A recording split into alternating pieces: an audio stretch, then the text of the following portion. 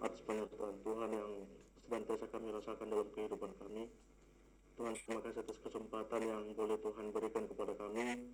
Melalui via meeting ini kami boleh melaksanakan ujian seminar proposal. Kiranya Tuhan, Engkau yang senantiasa menolong agar proses pada seminar proposal ini berjalan dengan baik. Terima kasih Tuhan. Kiranya Tuhan juga yang senantiasa memberikan Bapak dosen kami kesehatan dan juga kebijaksanaan dalam membimbing dan juga mengarahkan kami setiap siswanya. Dalam nama Yesus kami berdoa dan mengucap syukur. Amin. Amin. Oke, baik.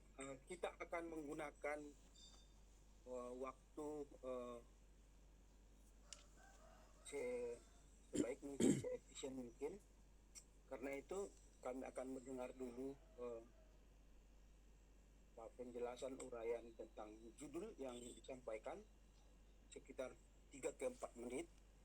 Kemudian nanti kami menguji kurang lebih 15 menit satu orang. Oke, silakan David. Ya, terima kasih kepada Bapak Sipayung selaku moderator yang memberikan saya waktu dan kesempatan untuk menjelaskan mengenai ujian seminar proposal kami. Adapun judul yang kami bawakan adalah yang kami tawarkan adalah penderitaan dan kemuliaan, suatu tinjauan eksegesi historis kritis tentang penderitaan dan kemuliaan menurut 1 Petrus 4 ayat 12 sampai 19 dan juga refleksinya bagi berteologi pada masa pandemi.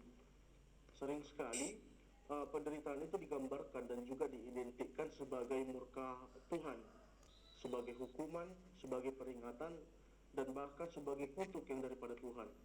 Bahkan tidak jarang karena dari sisi kemanusiaan kita yang lemah, ketika kita jatuh dalam penderitaan dan juga keputusasaan, kita sering sekali mempertanyakan kuasa Tuhan, bahkan sampai mempersalahkan Tuhan di tengah-tengah situasi yang sedang dialami. Tidak jarang juga ketika manusia mengalami penderitaan seperti COVID-19, muncul semangat-semangat teologi sukses yang mengatakan bahwa ketika manusia mengalami penderitaan, baik itu ketika tertular penyakit maupun mengalami kemiskinan dan juga penurunan secara ekonomi, itu di sana kamu perlu mengurai bahwa kata penderitaan itu di dalam bahasa Yunani ada bermacam-macam. Ada bermacam-macam. Misalnya tentang Pasko, Luve, Tripsis. Nah, itu kan kamu bisa teliti di Theological Dictionary of the New Testament itu. Nah, dan sekarang kamu mau berbicara tentang Pasko. Apakah ada kata Pasko di dalam satu Petrus itu? Ada kata Pasko? Betul, Pak. Berapa?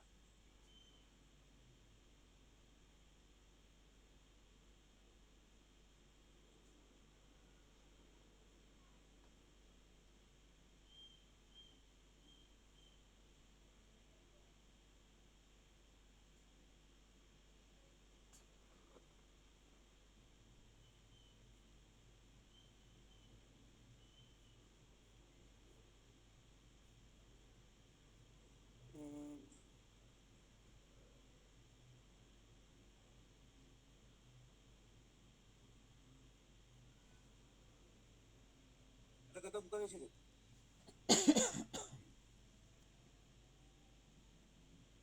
Kata pentemasi yang ada, Pak. Hah? Kata pentemasi yang ada, Pak, mengenai penderitaan Pak di 1 Petrus 4 ayat 13 yang ada, Pak. Pentemasi dipakai Patemasin. Nah, itu yang perlu dikaji. Patemasin itu apa itu? Dari kata apa itu? Akar katanya itu Pasko.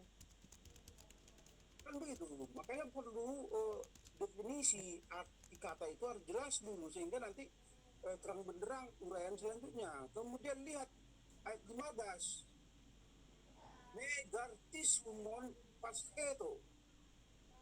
Pasko. Nah, ini digunakan kata itu. Jadi harus diuraikan dulu eh, kata yang digunakan. Samping memang ada similar kata-kata yang sama di penderitaan, tapi lebih pada fokus yaitu fasko. Apa definisi fasko? Apakah penderitaan karena dia buat sendiri, karena bencana alam, atau karena kejahatan, atau karena mengikuti Kristus, karena mengikut Kristus, karena kebutuhan Kristus? Kan itu yang perlu tegas sebenarnya. Nah, yang kedua, tadi sudah ditanyakan oleh Pak Batara soal kemuliaan, kata apa yang digunakan? Kata doksa, Pak. Doksa, oke. Temukan itu dan telusuri itu kata-kata yang digunakan sehingga benar-benar ini landasan biblisnya sangat kuat. Dan penyebab penderitaan itu tadi kan sudah disampaikan. Itu yang pertama yang mau saya tegaskan, supaya kamu mengurai secara jelas apa kata, apa arti penderitaan dalam bahasa Yunaninya dari kemuliaan dalam bahasa Yunaninya, sehingga mempermudah bagi kita.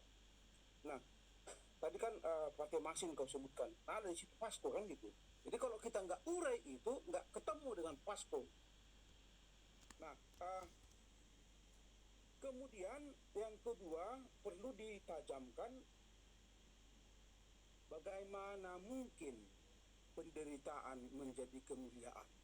Dan ini menjadi sesuatu misteri bagi non Kristen lah kita kata. Penderitaan menjadi kemuliaan, dan inilah yang goal yang mau kau sampaikan, bahwa di dalam derita ada kemuliaan, bukan kemuliaan akan datang saja, tapi kemuliaan kekinian gitu. Itu juga kau harus tegaskan sehingga menggolkan, memotivasi, mendorong orang lain membaca bahwa penderitaan itu bukan hanya penderitaan, ternyata di dalam penderitaan ada kemuliaan, di dalam kemuliaan ada penderitaan, kan begitu. Ini yang perlu kamu tegaskan. Nah, kemudian kalau kau sebutkan refleksinya bagi berteologi pandemi masa kini. Nah, ini tadi belum ada saya dengar bagaimana ini kaitannya dengan Pasko, dengan doksa, dengan refleksinya dalam berteologi dalam masa pandemi. Bisa kamu tegaskan, dan penegasan itu nanti akan tertuang loh di dalam pertama inilah, kalau kita sebutkan bab pertama. Silakan David. Ya, terima kasih Pak.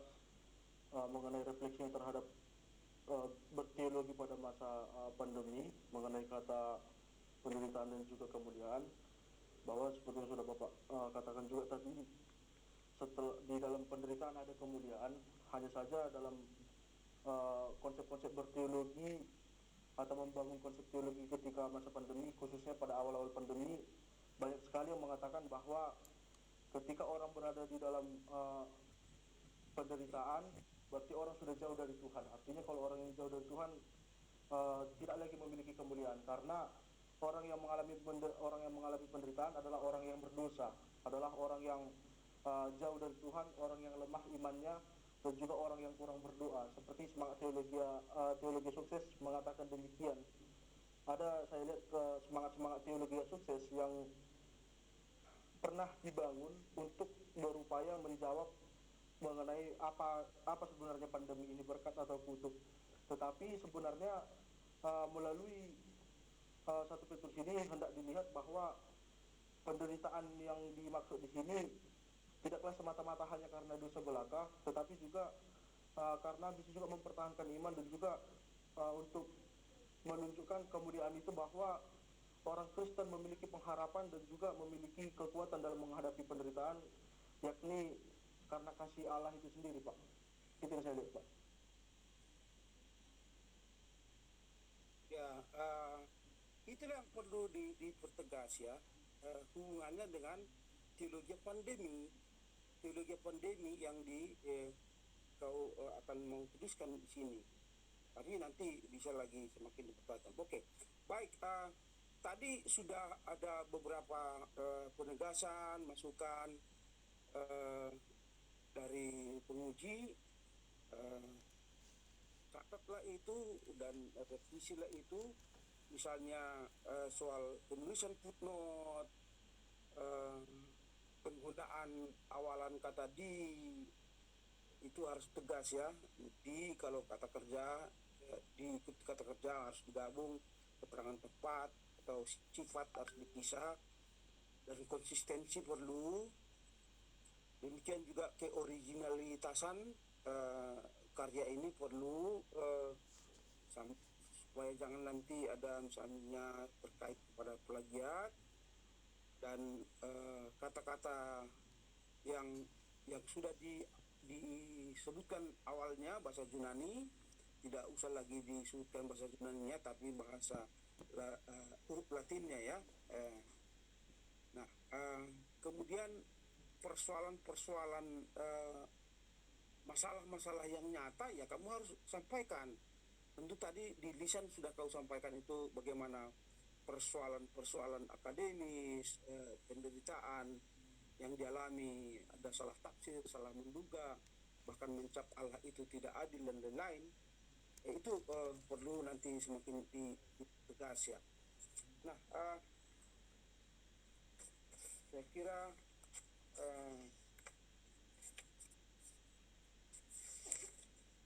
soal identifikasi masalah ini nggak usah banyak ngomong di sini, banyak kali kata-kata, sumber permasalahan yang terdapat dalam latar belakang dan lain-lain, sudah poin aja gitu.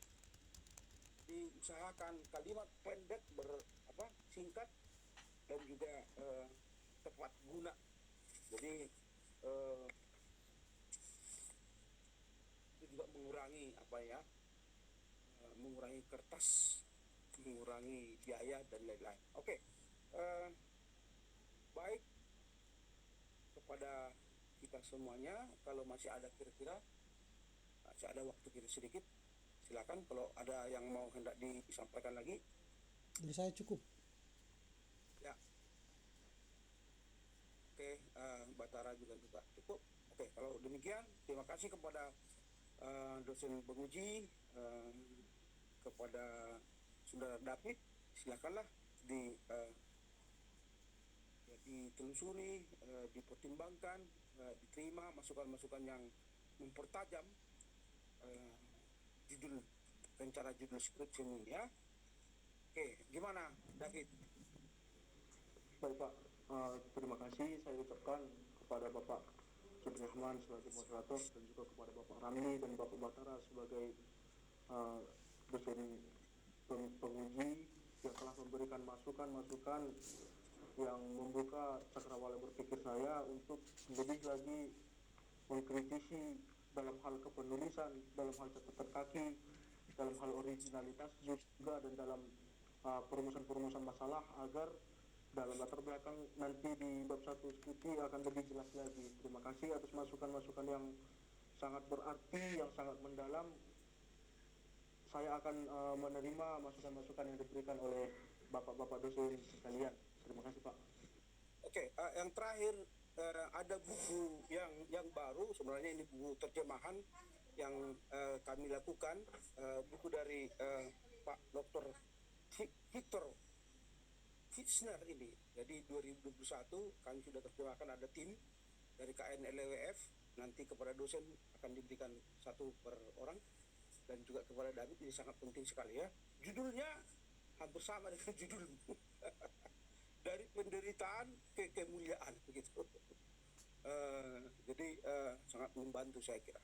Oke, baik, kalau demikian kita akhirilah pertemuan kita ini. Saya mintakanlah kepada Pak Batara untuk mengakhiri dengan doa. Kita berdoa.